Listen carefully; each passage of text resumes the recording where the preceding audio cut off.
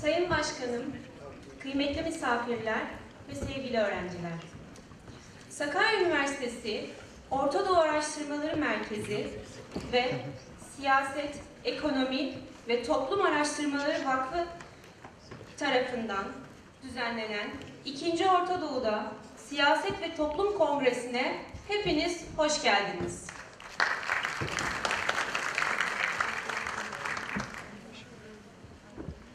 Açılış konuşmasını yapmak üzere Ortadoğu Araştırmaları Merkezi Müdürü Profesör Doktor Sayın Kemal İnat'ı konuşmalarını yapmak üzere kürsüye davet ediyorum.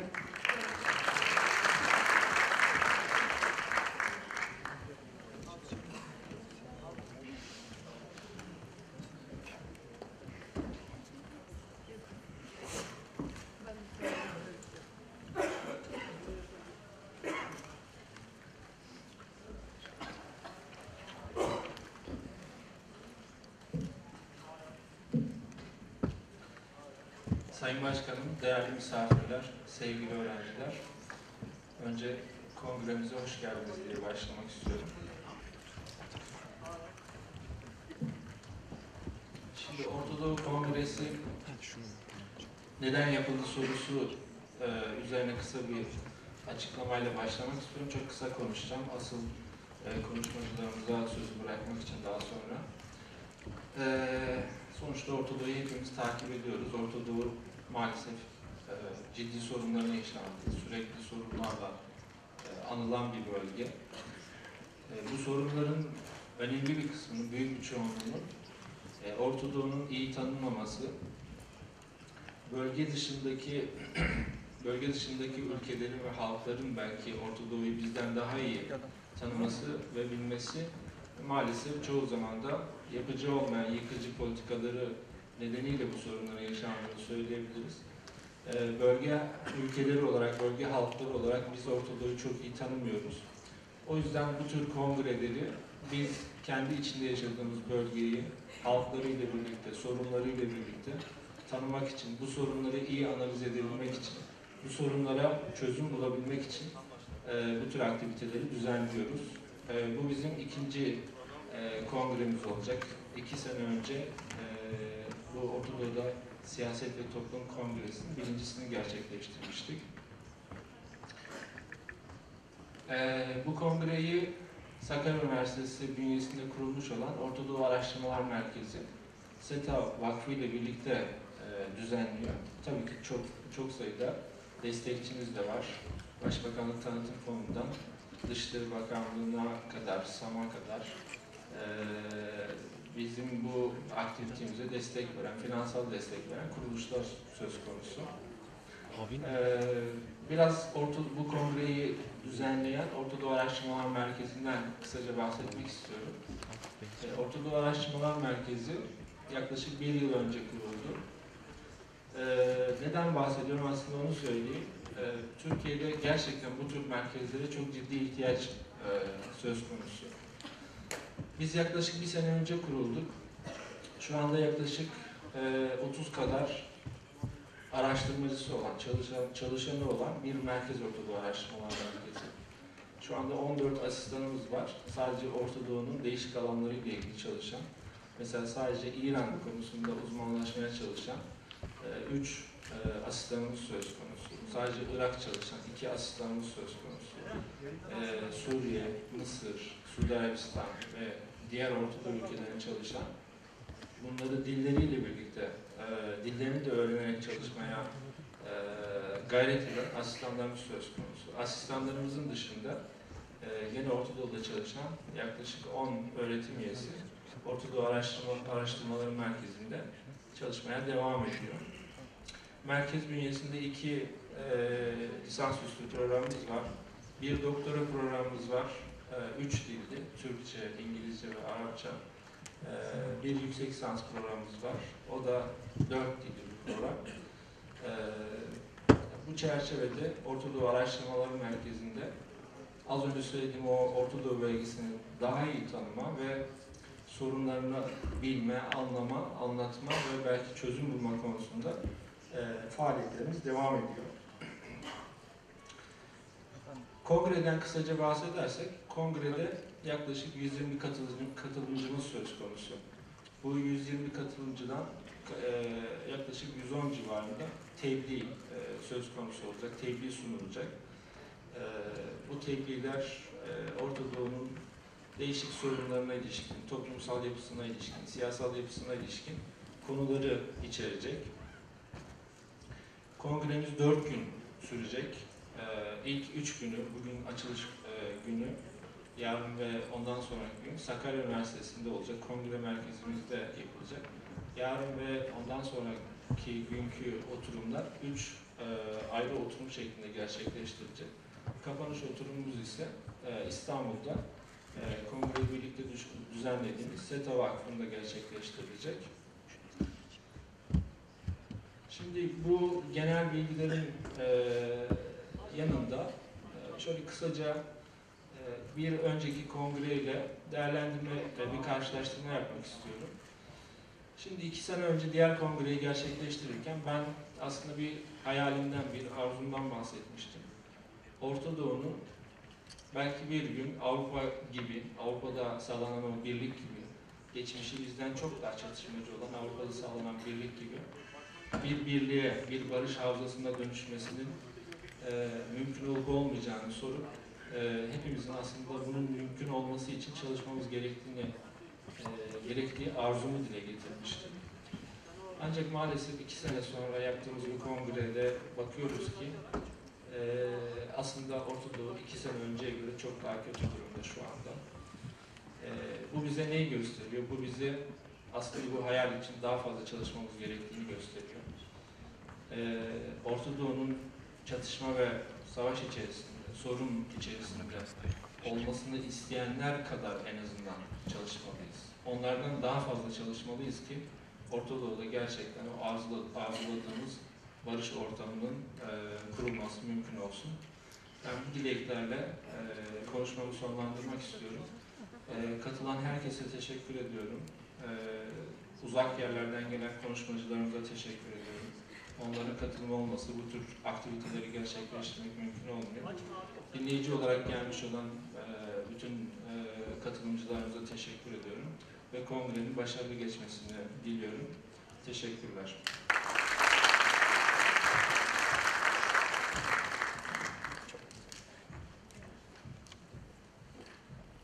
Kemal hocamıza çok teşekkür ediyoruz. Şimdi açılış konuşmalarını yapmak üzere Sakarya Üniversitesi Rektörü Sayın Profesör Doktor Muzaffer Elmas'ı kürsüye davet ediyorum.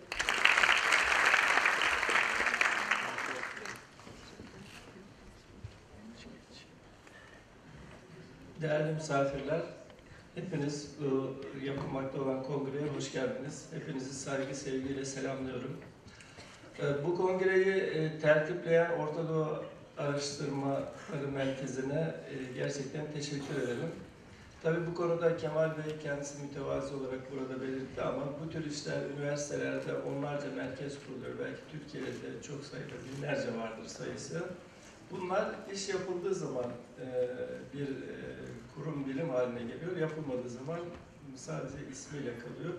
Bu gerçekten iş yapılan ve bir üreten, Türkiye'nin geleceğinde de önemli bir rol oynayacak bir merkez olarak bence çalışmalarına devam ediyor. Aslında bu Sakarya Üniversitemizin misyonuna çok uygun bir çalışma. Biz de bu tür çalışmaları çok yakından destekliyoruz. Bildiğiniz gibi Sakarya Üniversitesi'nin 2 tane misyonunda 2 tane önemli cümle var. Birisi dünyaya açık bireyler yetiştirmek, yani dünya çapında eğitim, öğretim, araştırma yapmak. Bu konuda önemli mesafeler almış bir üniversite. İkincisi de Sakarya Üniversitesi misyonunda değerlerine bağlı geçmişini iyi anlayıp geleceğe buna uygun nesiller yetiştirmek misyonunun önemli bir parçası. Bu bağlamda da çok sayıda çalışmalar, örnek çalışmalar yapan bir üniversiteyiz, Sakarya Üniversitesi olarak. Tabii bu kalıcı olanları bunların, bu tür merkezler tarafından yürütülen çalışmalar, Ortadoğu araştırmaları, tabii Ortadoğu çok önemli bir konu. Bu konuda yapılan çalışmalar. Bunun yanında İslami finans alanında yeni bir çalışma başlattık. Bunu da bu ölçüde destekleyip yakın gelecekte bu konuda da önemli bir merkez haline geleceğini umuyorum, bekliyorum bu konuda.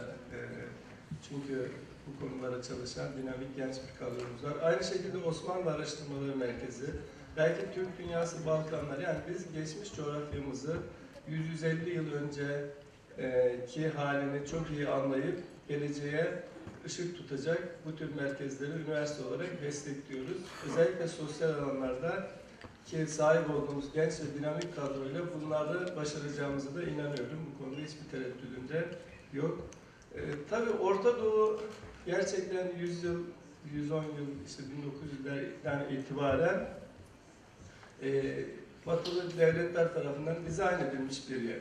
İşte bakıyoruz 5-10 sene aralıklarla Libya, Mısır, Cezayir, Fas, Yemen, işte Filistin, sonra temelleri o zamanlar atılmış ama kuruluşu 1947-48'lere gelen İsrail.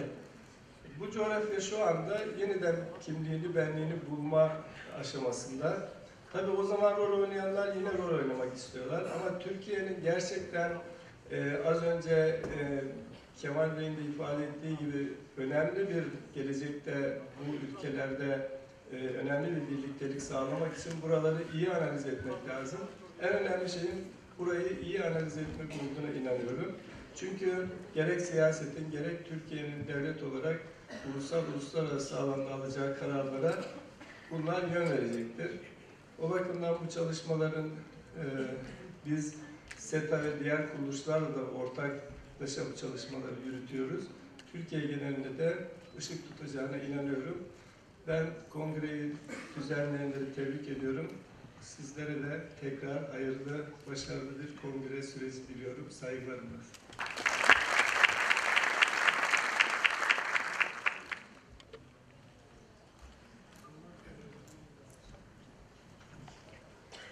Rektörümüze çok teşekkür ediyoruz. Şimdi açılış konuşmalarını yapmak üzere AK Parti Dış İlişkilerden sorumlu Genel Başkan Yardımcısı Profesör Doktor Yasin Aktay'ı kürsüye davet ediyorum.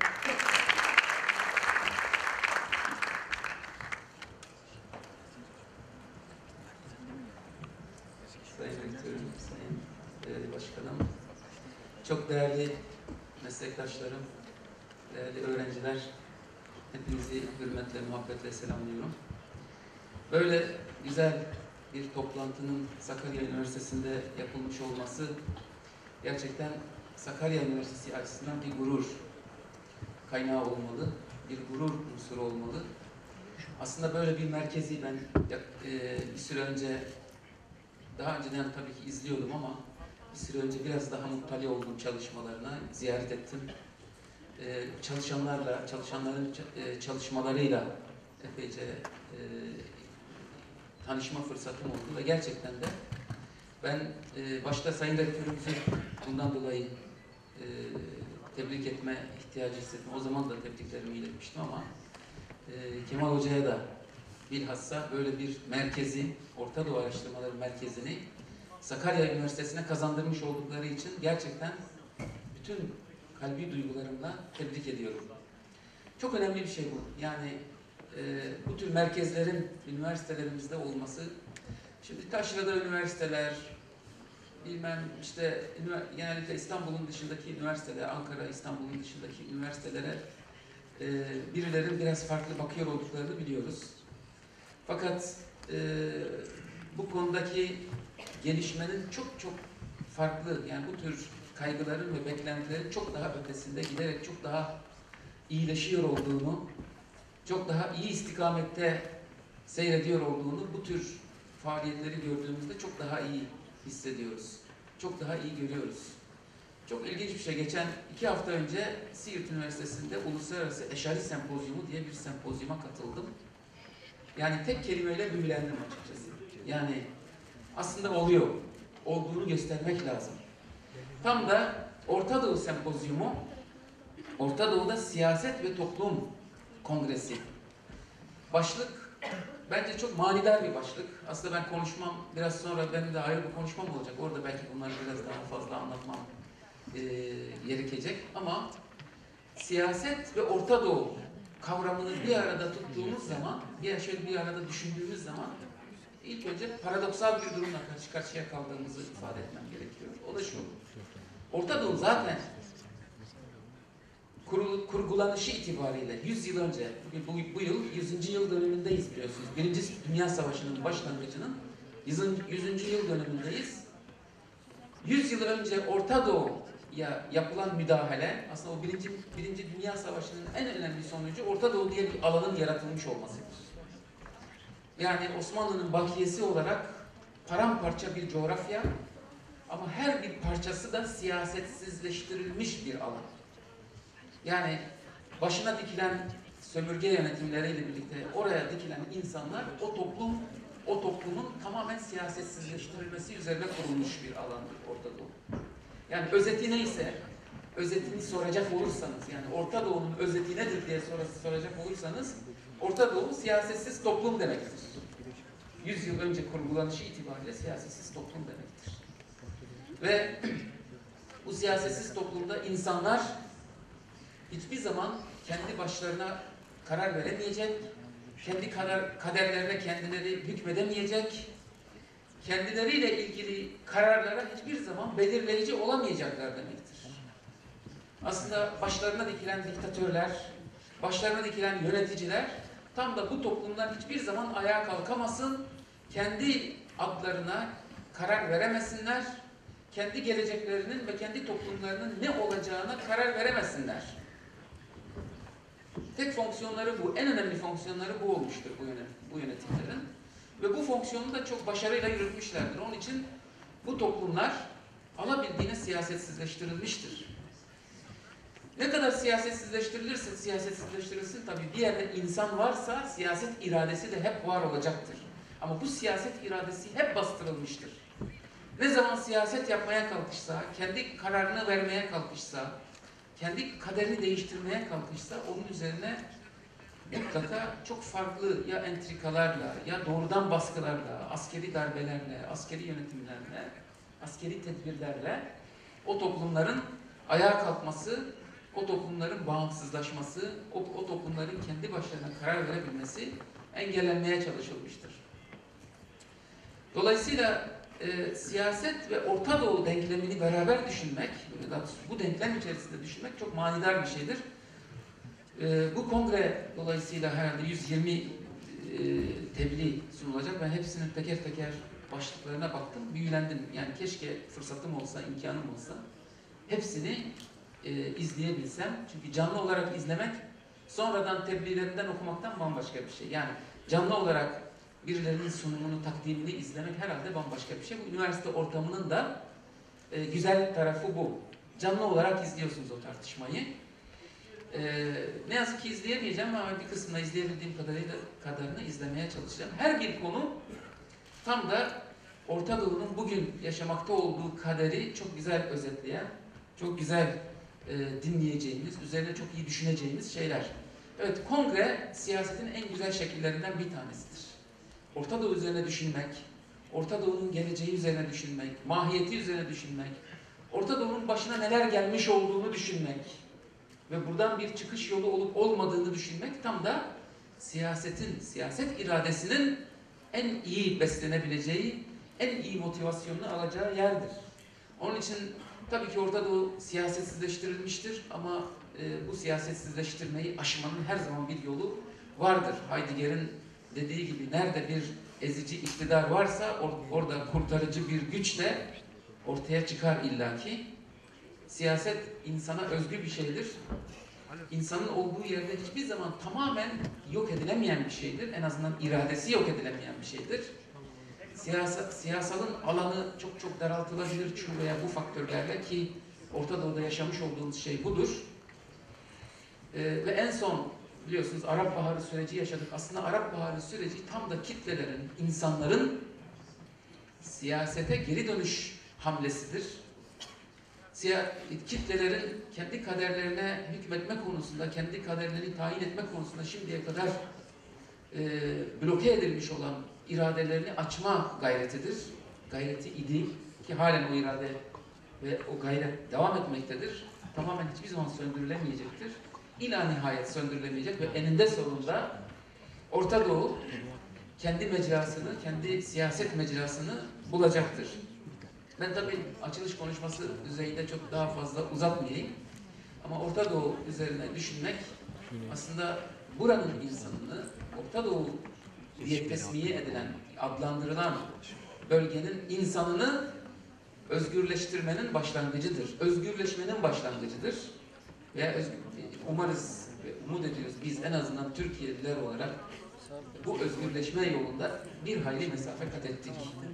Biz siyaseti bildik, siyasete sarıldık, siyasetin özgürleştirici tarafını keşfettik ve bu yolda bir hayli mesafe kat ettik. Umarız Orta Doğu da bu mecrada kendini özgürleştirmek adına, kendi onurunu kurtarmak adına, biliyorsunuz Arap Baharı'nın en önemli sloganlarından bir tanesi keramet idi. Keramet onur demek. Onur, özgürlük ve ekmek idi. Ekmek, onur ve özgürlük. Bunların sıralamalarını farklı bir şekillerde değiştirebilirsiniz. Ama onur hiçbirinde önemsiz değil, hepsinde merkezi bir yer tutuyor. Kendi haysiyetini, şerefini kazanmaya çalışmak. Çünkü siyaset imkanı elinden alınmış insanın onuru da zedelenmiştir. Onuru da, haysiyeti de büyük ölçüde elinden alınmıştır. Onun için siyaset aynı zamanda bir haysiyet mücadelesidir. Bir ayakta kalma, bir var olma mücadelesidir. Bu anlamda bu kongrenin başlığını bu şekilde koydukları için kongre tertip heyetini canı gönülden tebrik ediyorum. Bu toplantının hayırlara vesile olmasını diliyorum. Hepinizi hürmetle ve muhabbetle selamlıyorum.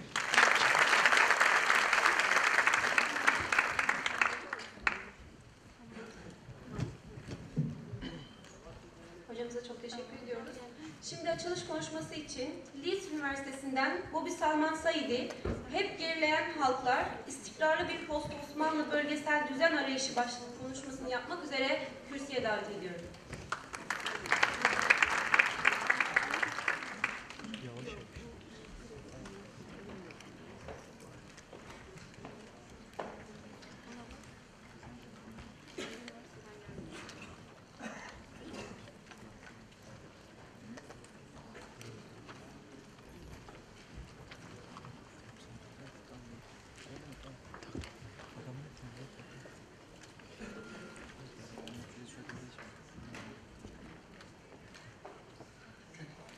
Thank you very much. I'd like to thank the organisers for inviting me and to arranging this conference.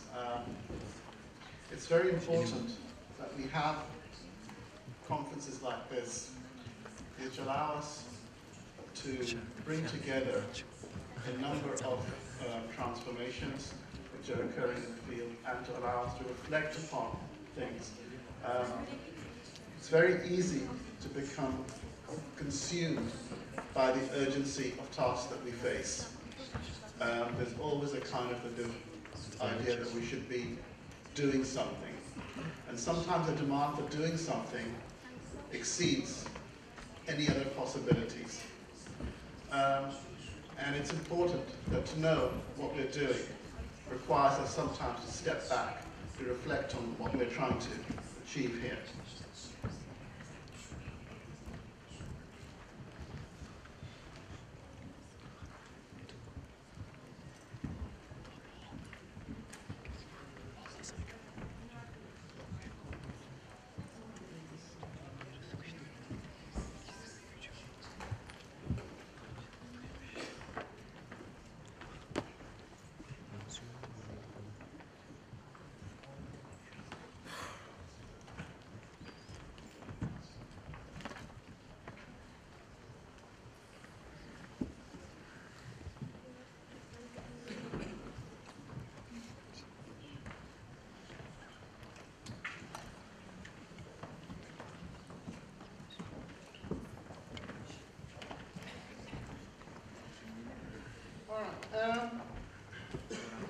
The title of this talk is Ever Decreasing Circles, and this is a kind of a description of circles which spiral inwards, becoming smaller and smaller in time.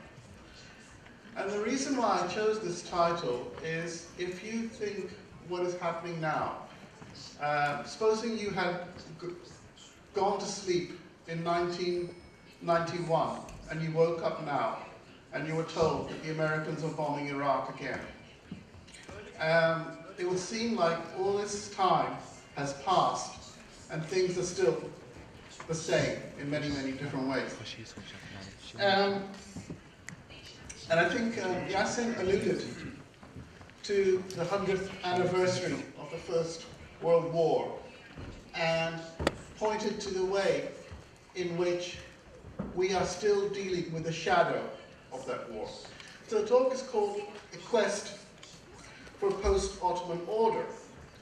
Now, when I did this, the response was, well, you're going to talk about what happened after the fall of the Ottoman state. And therefore it would be 1914 to 1917. But I want to suggest to you that there's another way of thinking about the post-Ottoman, not simply as a description of a period, but something more conceptual, and this is what I'm going to try and show by the end of my lecture, hopefully. Now, there are a number of points that I want to make, but I want to start off with a very kind of basic idea that the question of stability, the question of order, is always expressed within international relations in terms of stability, security, prosperity. And here we have the language of rogue states, we have the idea of terrorism, radicalization. All of these issues are presented as problems that require analysis, that require study. Many of us here are studying them. Many of us are trying to come to terms with some of these geopolitical problems. Now, it seems to me that one of the two main geopolitical problems right now is the one to do with what kind of order is it possible to have in a region which seems to be characterized as a lack of order. If you look at these two covers, one is a Time magazine in 1979, and the other is a book in 2006 by the Brookings Institute. I'm not trying to imply, by the way, there's any plagiarism or anything here, but simply that from 1979 to 2006, not only is there a notion of crisis, but nothing has really seems to have fundamentally changed in that way. Or this is the impression that the Middle East region is a region of always in crisis, a perpetual crisis, and I want to suggest to you why would that be the case, and how can we try and understand that. The clearest manifestation right now of this crisis is being around the issue of ISIL, Daesh, ISIS, the Islamic State, but also the Caliphate, as we should have been told that it is. And I think it's interesting to reflect upon what this phenomenon actually shows. And I'd like to make 3 points, and I'll pick them up later. Firstly, the declaration of the Caliphate, I think, is extraordinary. It's extraordinary because almost 90 years after the Caliphate was abolished or transferred to the Grand National Assembly, it's quite remarkable that it exists again or has salience as an ideological or political entity or claim. Why would people, 90 years after the end of a particular institution, try and think they could do some work by proclaiming the Caliphate? Now, clearly, to claim the Caliphate by ISIL reflects some kind of political logic. It's not simply random. And we know there have been many groups over the years who have talked about the Caliphate. And we know that, for example, many Western politicians have been talking about the Caliphate for the last 10, 15 years. This has been one of their nightmares. They've been haunted by the Caliphate. So in a way, al-Baghdadi is a confirmation of a nightmare that has been foretold through various Western neoconservative discourse, which saw in every attempt for Islamicist groups or parties to come to power the shadow of the caliphate. And now they have actually got the caliphate that we've been thinking about. So obviously, in one way, the caliphate, the declaration of the caliphate, is of trivial importance. It reflects an internal political struggle with Al-Qaeda, who said that we would have emirates, and then we will eventually have the caliphate. And of course, ISIL said, well, we've actually arrived at that stage. So that's one element of it, the kind of ideological argumentation. The other element is that ISIL control a borderland between Syria and Iraq. So in a way, they have de facto broken six-picot division of the Middle East, nor can they call this borderland it doesn't have a regional or specific identity. So in a sense, the caliphate reflects that kind of transactional element of their claim. The other element which is interesting is that ISIL emerged in the vacuum created by two failed states.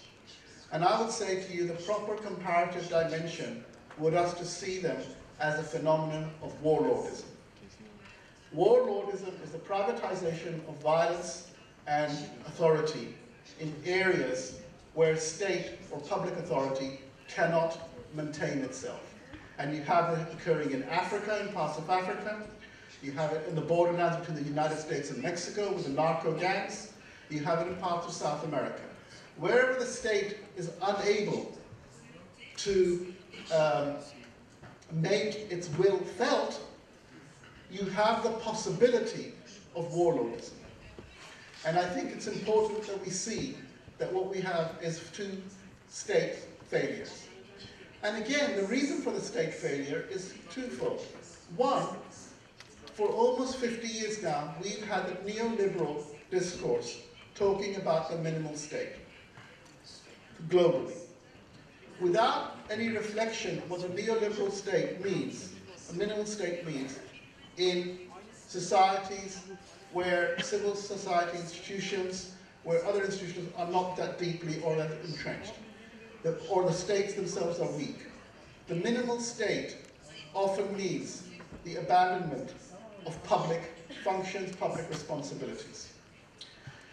Now, what I'd like to suggest to you, that the state that emerges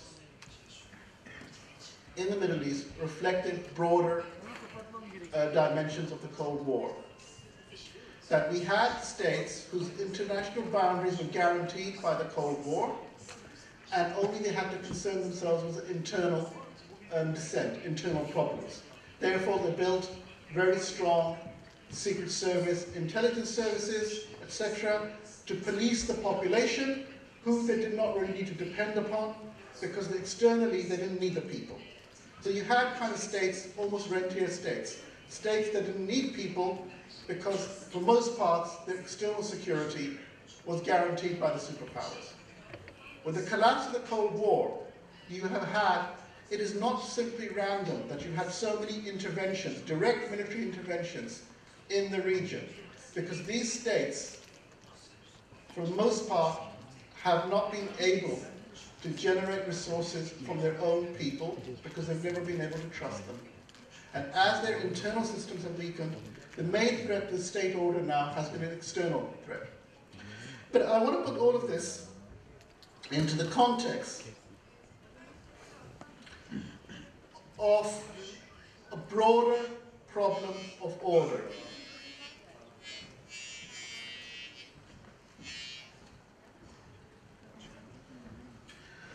We could talk about the various kinds of orders that have been implemented in the region. And we all know that from the Anglo-French of the 20s and the 30s to the American regional pillars, which were completed by the, undone by the Iranian Revolution. Then we have the Carter Doctrine, which basically said the Middle East was an area of supreme national importance to the United States. And then, of course, we have the Bush Doctrine, and then we have recolonization and systematic intervention. All of these attempts have been responses to the failure of previous orders to maintain order. Therefore, we've had a situation of more and more entanglement. So what is this order trying to produce? The idea of order, then, is about having an environment which is predictable, controllable, gives you a degree of certainty. That is the key to this kind of order. You want something that is predictable and controllable.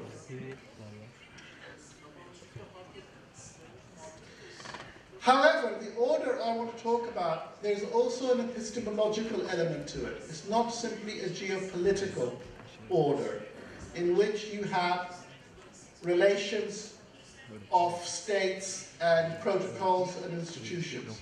What I want to talk about is what kind of epistemological order does this geopolitical order involve?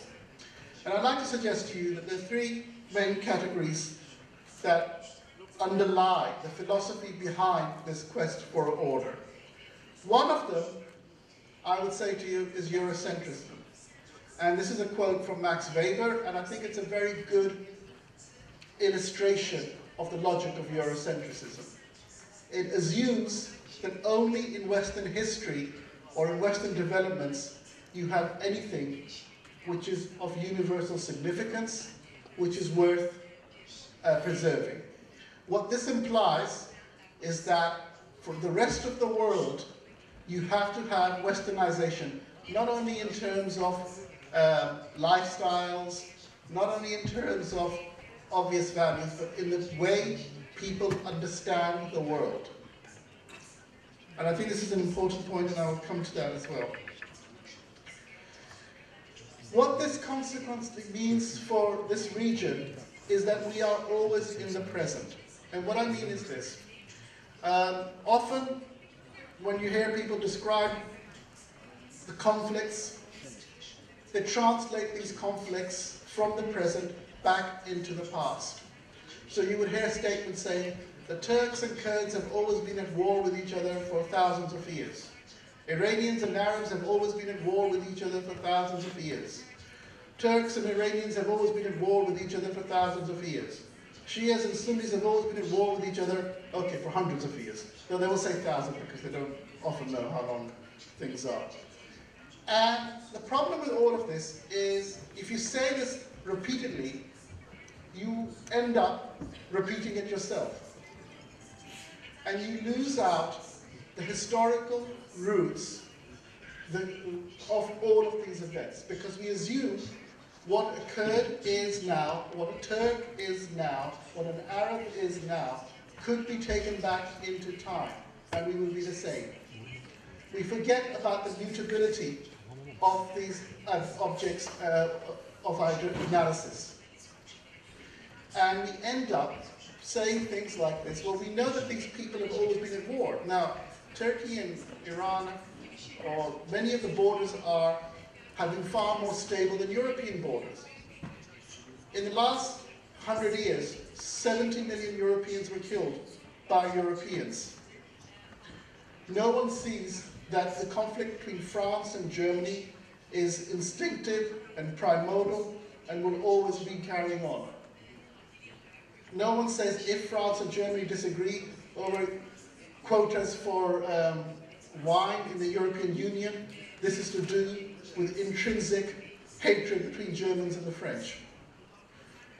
Now, Yassin talked about depoliticization of the region. I would say to you, there is a depoliticization of the entire non-West. Conflicts in non-Western places are always presented about being about nothing. What I mean by that is that these are considered to be conflicts of ethnicity, of sectarianism, not politics. It is that which does two things. If you say these conflicts are intrinsic, you are saying that like scorpions and spiders fight, Shia and Sunni will always fight. Kurds and Turks will always fight.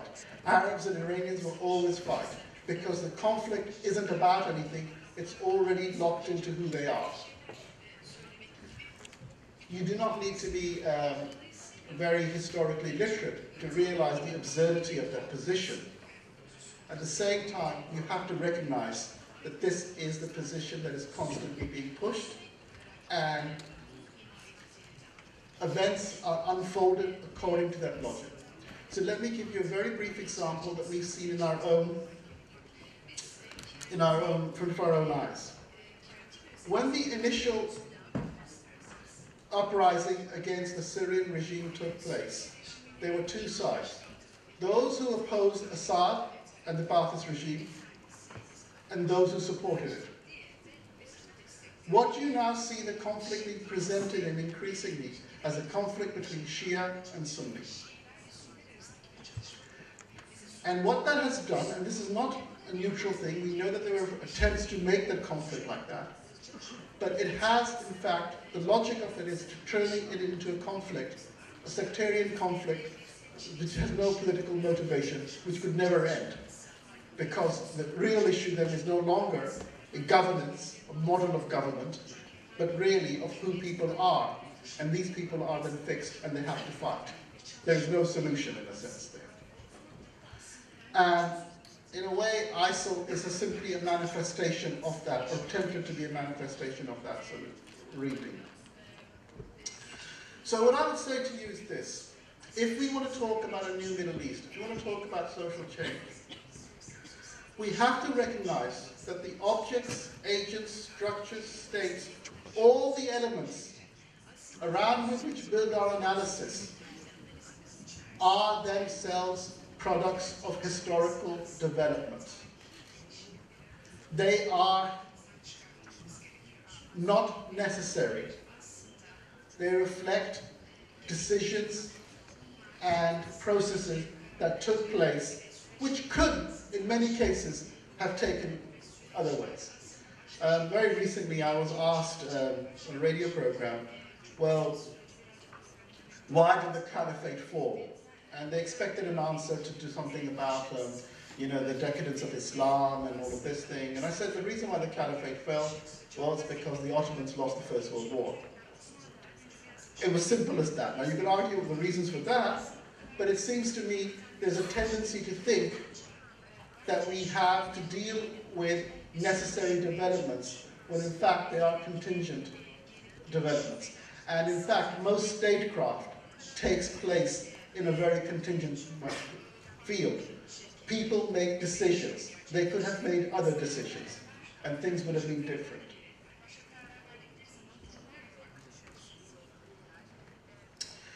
So if the first problem that the epistemological challenge we face is the problem of Eurocentricism, and the second one is of the always present, the third one, I would say to you in a very profound way, is the problem of Orientalism.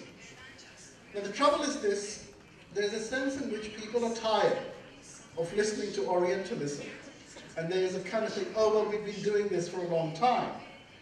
And we've seen a number of people who've worked against Orientalism and critiqued it. Clearly, the one that's most prominent is Edward Sayyid, but we had people like Marshall Hudson before him, Abdul Malik, and many others. The reason why I keep going back to Orientalism, the reason why I keep mentioning it again and again, because it doesn't go away. It still carries on being perpetuated in all kinds of places. And for me, one of the main challenges that we face, as you were talking about universities being set up in rural areas and how important they are, I think there's another question that universities are important. We still do not have universities which have carried out decolonization of knowledge in a fully developed way. As a consequence, many times we are forced to reproduce Orientalism without even thinking about it. In the way that we organize our disciplines, even the way that we think about the organization of what we teach, as well as the organization of what we research.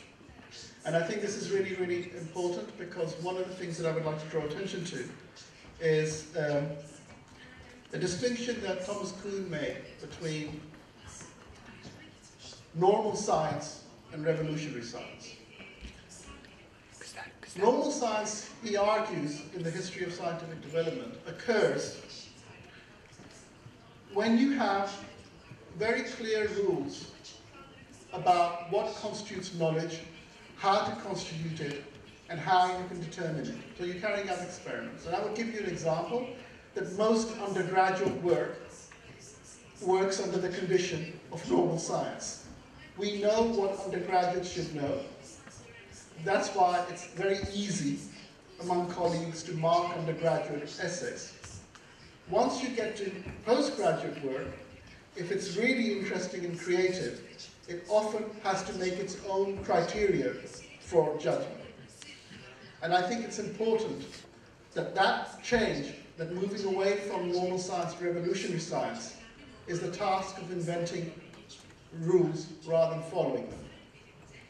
And one of the main problems that we confront still, and it's not just the Muslim world or the Middle East, but generally, is we are still by and far carrying out Orientalism in which we are applying rules rather than inventing rules for understanding.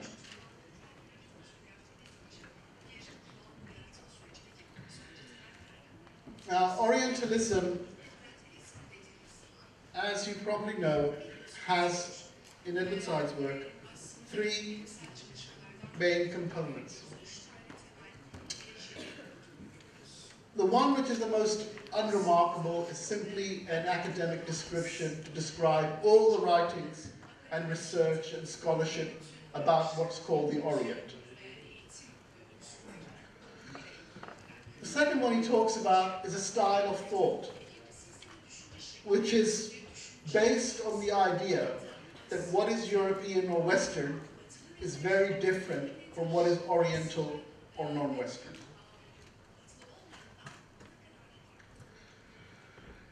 And the third one is what he calls corporate enterprise for managing relations with the Orient. Now, all of these go together, and you can see this in the way, for example, foreign policy spokesmen from Western countries often speak. Many of them end up working in universities.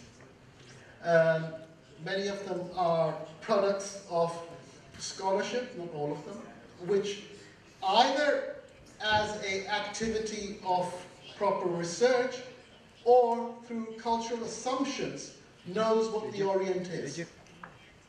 So, for example, many politicians would go and say, how fantastic, we have a coalition of regional powers fighting against ISIL. And when you look at this coalition, they will say, look, we have Bahrain, and we have Qatar, and we have Saudi Arabia sending in planes. Not realizing that Bahrain is the same Bahrain which suppressed the Arab, its own people, for demonstrating for liberation, emancipation. Not for imagining for a minute that when people say the Saudis have done this, they're referring to an absolute monarchy.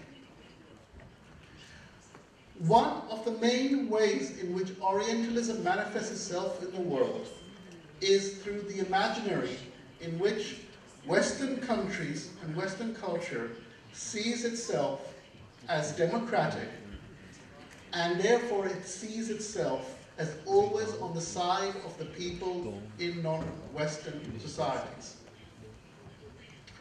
The dirty secret that Muslims and other Africans and other South Americans and other Asians know is that in most occasions, Western governments are on the side of governments, not the people.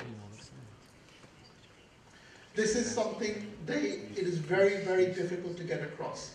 The experience of the peoples of the South has nearly always been in which Western governments have supported West dictatorships rather than people.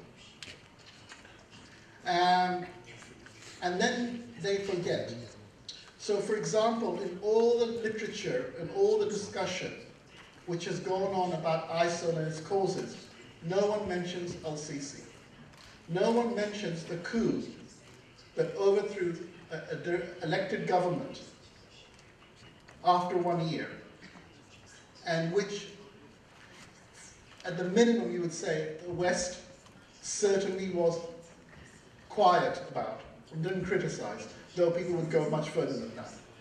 They can see no link between that and the descent into violence. Because for them, the image still remains that they're always on the side of the people. Now, this poses a number of challenges to the organization of order in the region. The reason why there is disorder is because the state systems which have been planted since the end of the First World War lack fundamental legitimacy for most of the time. The only means of gaining legitimacy is through popular engagement. Only your people can give you legitimacy that means anything. In the absence of legitimacy, you have to use coercion. And the more coercion you use, the more delegitimized you become. Because the exercise of authority becomes the exercise of tyranny when no one accepts the right to make those authoritative decisions. To give you a very banal example, most children, most of the time, will listen to their parents. Most students will listen to their teachers as long as they think the teachers are acting in a legitimate way. The problem isn't with hierarchy. The problem is when that hierarchy becomes illegitimate. And this is where politicization comes into it. That when it's seen no longer as a hierarchy, but as a relation of violence, something which is arbitrary, that is where the problem arises.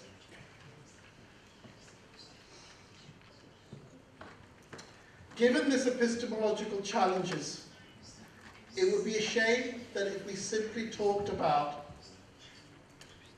how we can bring order in the region without thinking about the epistemological and philosophical questions which make that order possible.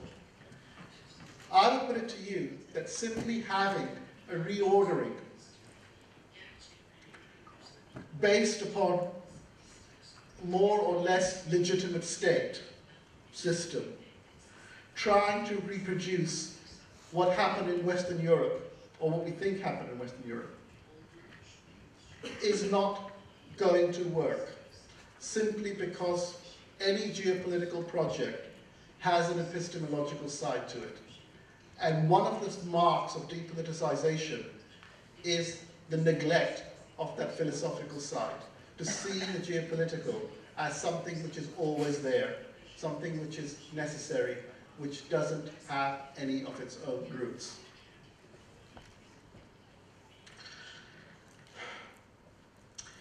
Now, one of the reasons why I think Edward Said's book, Orientalism, remains so important is because in the first 2 pages, first 7 pages, it introduces 2 categories which I think are really, really significant for any kind of future analysis. One is the category of hegemony, which he takes from Gramsci, and the other is the category of discourse, which he takes from Foucault. And Said is one of the first people to put hegemony and discourse together and produce analytics which takes the idea of representation of language is not simply as descriptive, but as something which constitutes realities that we live in. And what he's doing by putting hegemony and discourse together is eroding the difference between epistemology and ontology, between theory and practice. But really what that means is trying to explain how is it that we live in the world as we do.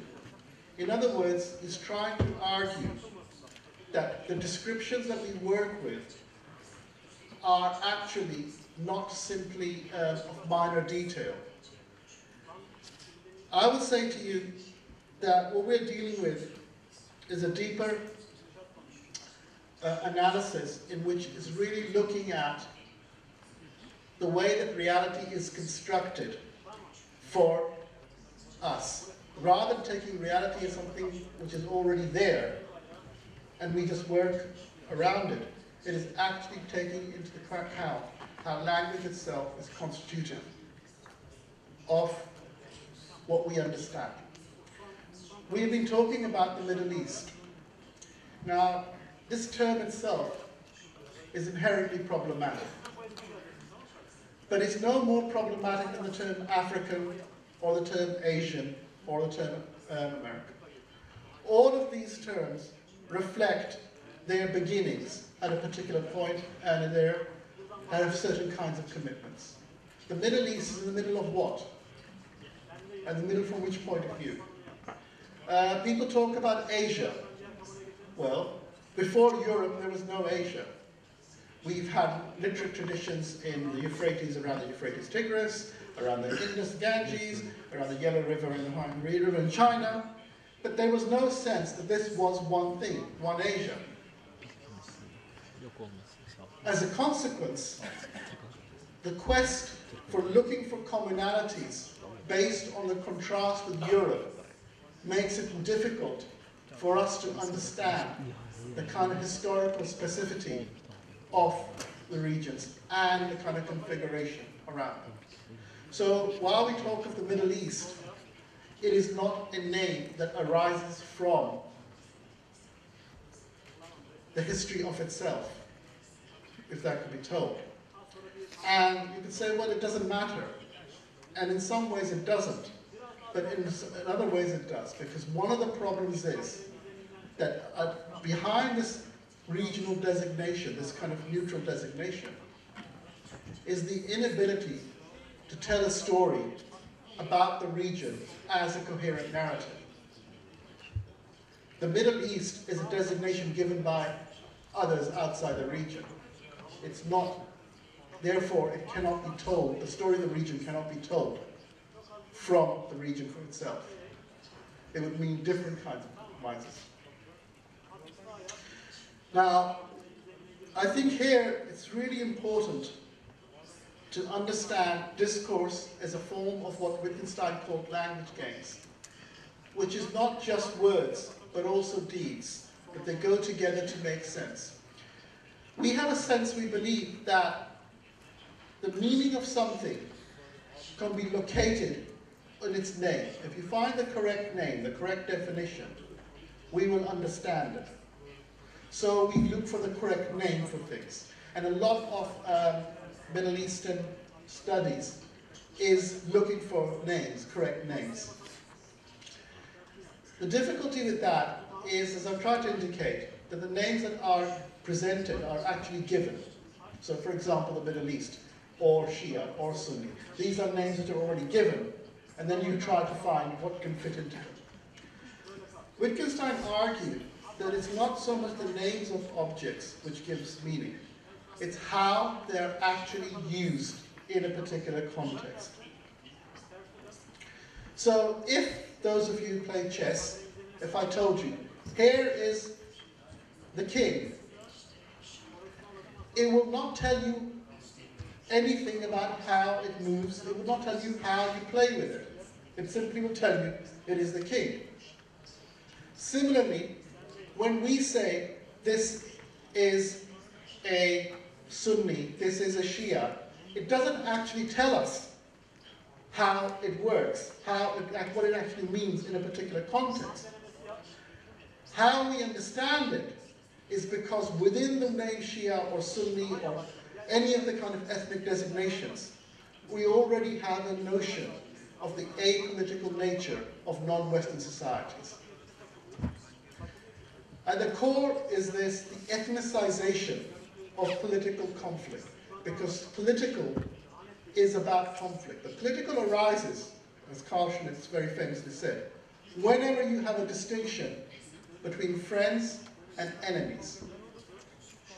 If that distinction between friends and enemies is hardwired into your being, it's no longer political. Spiders and scorpions are not political. Ant colonies are not political. They cannot help. They don't have friends or enemies. And if we continue to treat the Middle East in terms of this ethnicization of conflicts, we will reproduce the instability forever. We will reproduce the absence of order, because order can only come through a political settlement. So language games, it seems to me, are a very important way of thinking about how we understand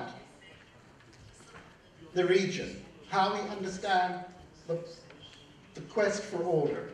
Because what language games draw attention to is not, the meaning is not located in the names of objects and concepts, but how they are deployed, how they are made sense of. And our job as analysts of various kinds is then becomes not to find the right name, but to find the context of usage. And there, it seems to me, is a slightly different research agenda, rather than trying to find the essence of what something is. The quest for essences has to be abandoned, because it will never lead to anything except the perpetuation of domination over the region.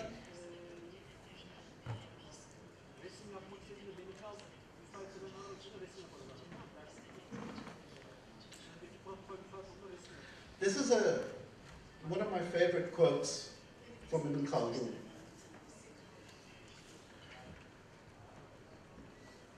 The reason why I mention this is because I like to think of this quote as the beginning of post-colonial thought. At least the hint of what post-colonial thought is for Muslims. I think what Ibn Khaldun identifies here is the effect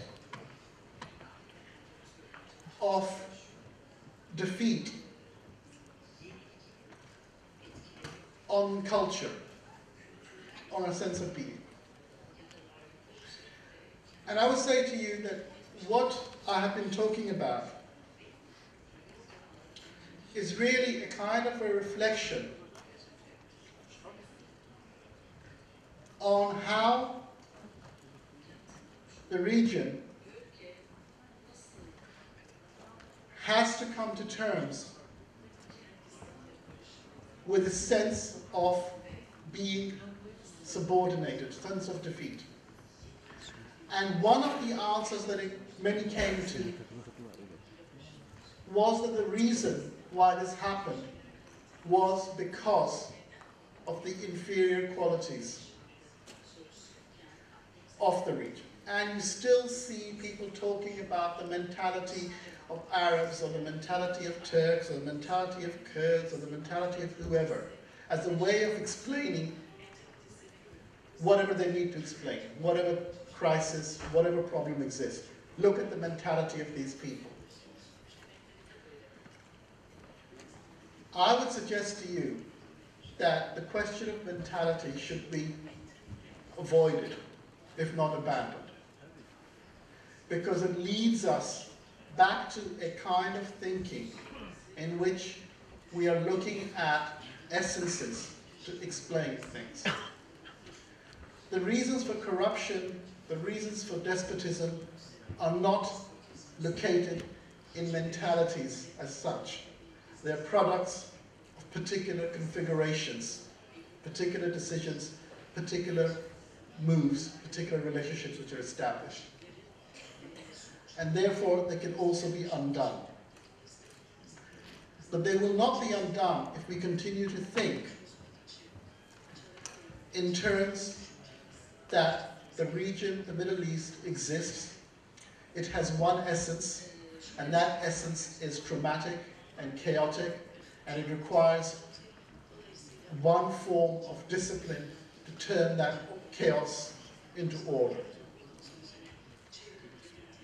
And this is what we are constantly being confronted with.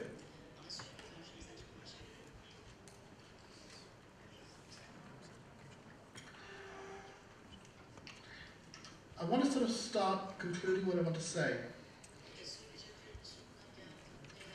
by suggesting to you that if we are serious about looking at the new Middle East, we need a new vocabulary. A new Middle East will not come by using the same conceptual language as before. And in this regard, I'll say to you that we have to move away from looking at the objects of study as already pre-given. Instead of treating people, ethnicities, social formations as already determining our analysis, we need to think about what forces, what decisions, what processes made those possible. In a sense, what I'm saying to you is that we need to recognize behind the notion of national, regional identities and the state structures around them, processes which put them together, which assemble them into collectives, and which put them in the possibility as the building blocks of political projects. And this does not mean that they're illegitimate or improper. They're no more illegitimate than being British or being French or being American. But let us recognize that they are not written forever in the past, that they are processes that can be worked upon.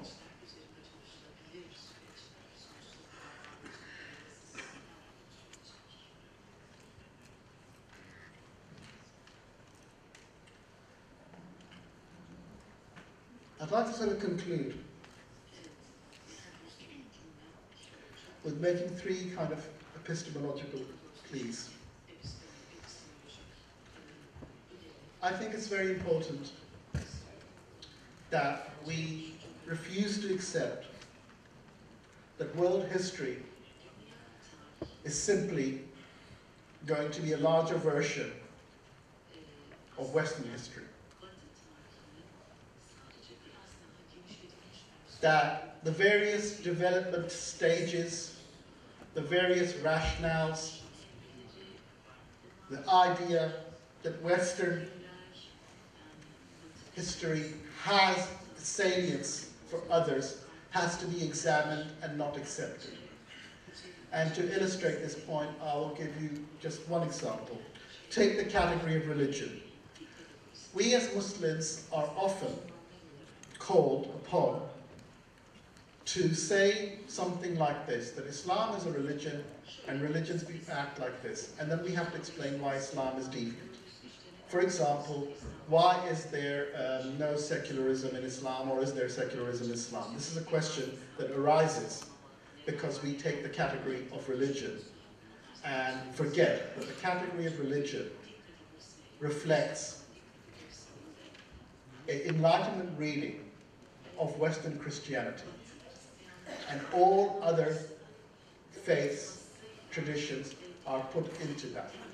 And they do not necessarily make sense. To talk about Hinduism as a religion, or Judaism as a religion, or even Islam as a religion, requires a great deal of violence.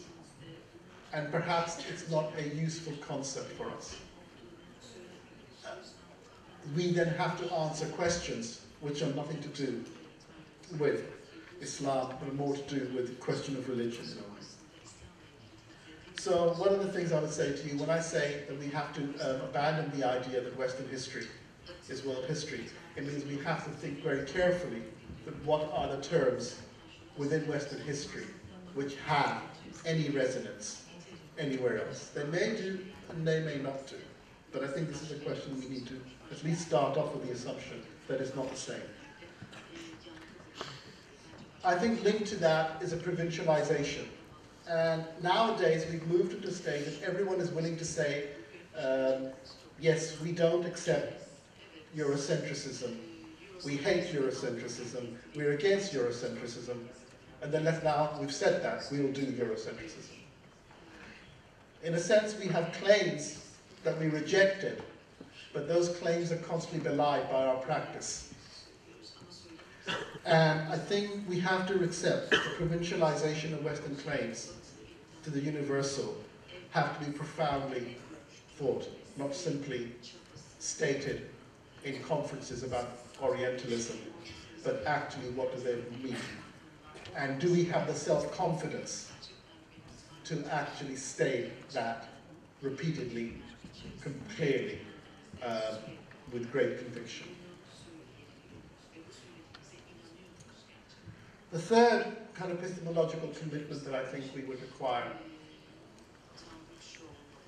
is a greater comparative dimension, and I know there's a lot of interesting work that's already begun, which sees the region and the Islamic networks in comparison with other groupings in the South. I think the movement or the project for the epistemology of the South has many interesting insights which could illuminate our understanding of the region. And I think it's important that we understand the histories of the South much better than we do. We tend to focus on the histories of the West, like they may have some answers for us, whereas the histories of the South are much more pertinent. So again, I think this is an interesting development. I would like to see more of that going forward.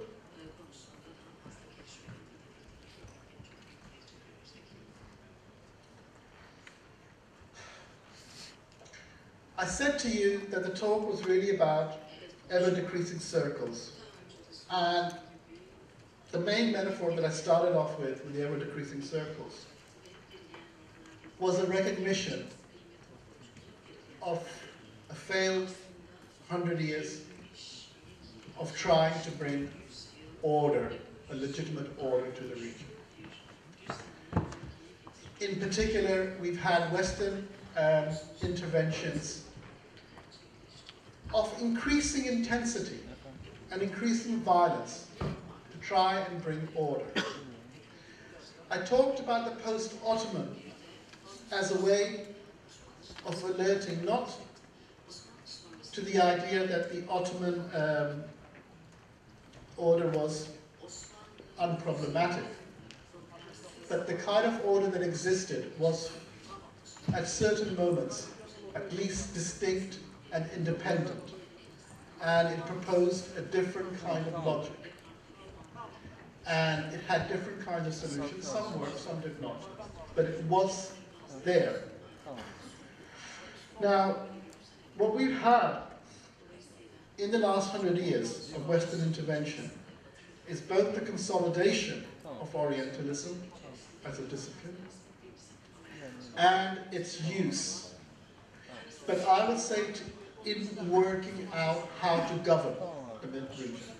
The latest episode of this, of course, as you are well aware, is the use of American anthropologists to help the American military carry out a successful occupation of Afghanistan. to work out which are the tribes, which are the groups. And there are many studies which have been done around, again, supporting the military, American military, to work out the Arab mentality, etc. And now with the war on terror, you have experts working out who is an extremist.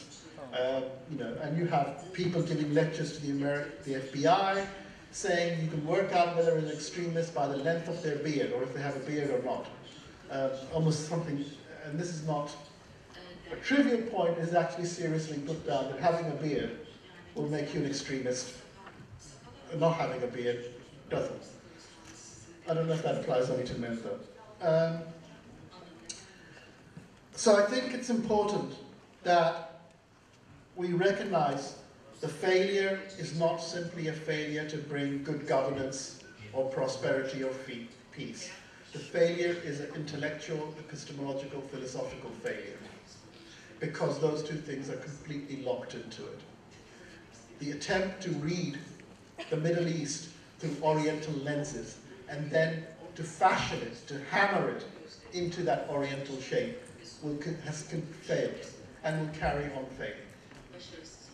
And the upsurge of violence is a marker of that failure, not its success.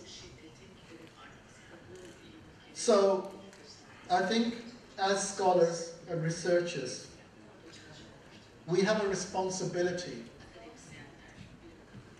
not to repeat the failure. I think it was, someone once said that the sign of madness was doing the same thing and again and again and expecting a different result. Again and again. In which case, if we carry on trying to understand the Middle East in these terms, we will continually fail.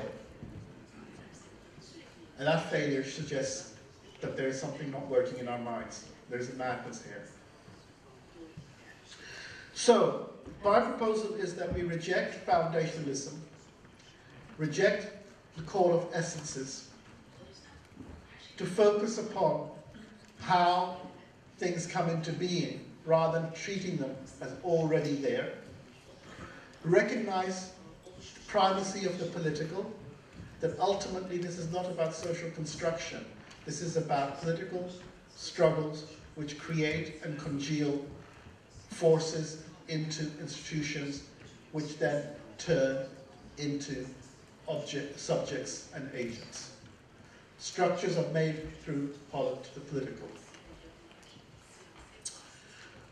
Secondly, I'd like to suggest that we need to overcome Orientalism, not just empirically by trying to get more data and getting better facts and better data. Facts and data will not free us.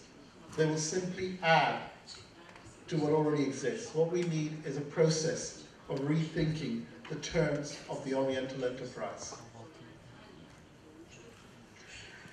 And finally, I would suggest that we need an engagement with decolonial thinking.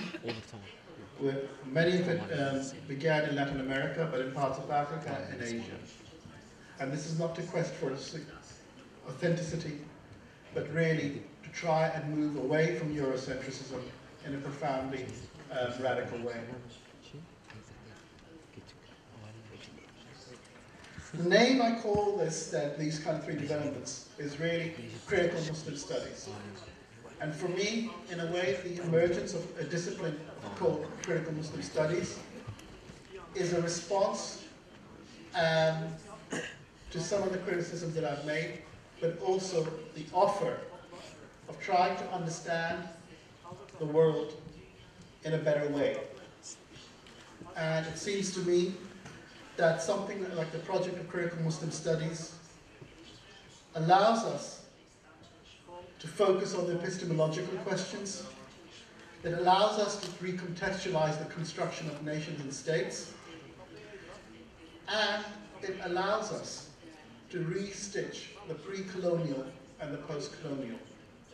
It allows us to see that ultimately what we should be thinking about is not the essence of the Middle East. essence of any particular kind of entity, but recognizing that a post-Orientalist,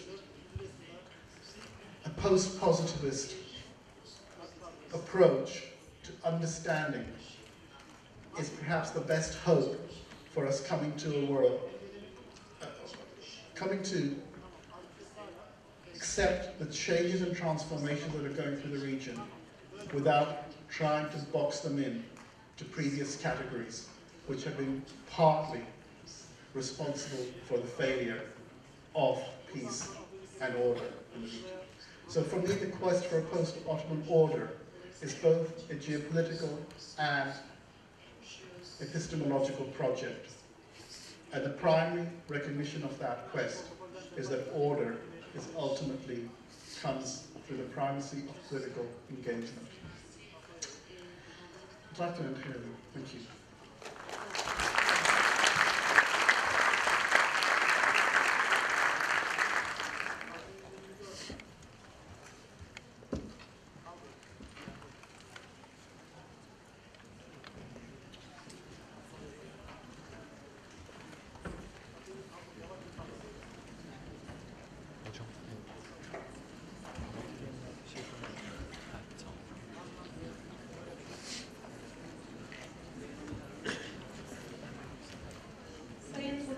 Sayyid'e çok teşekkür ediyoruz. Değerli konuklarımız, programımıza yarım saat ara vereceğiz. Çay ve kahve ikramımız olacaktır. İkinci oturumumuz saat 11.15'te başlayacaktır. Katılımlarınızı bekliyoruz.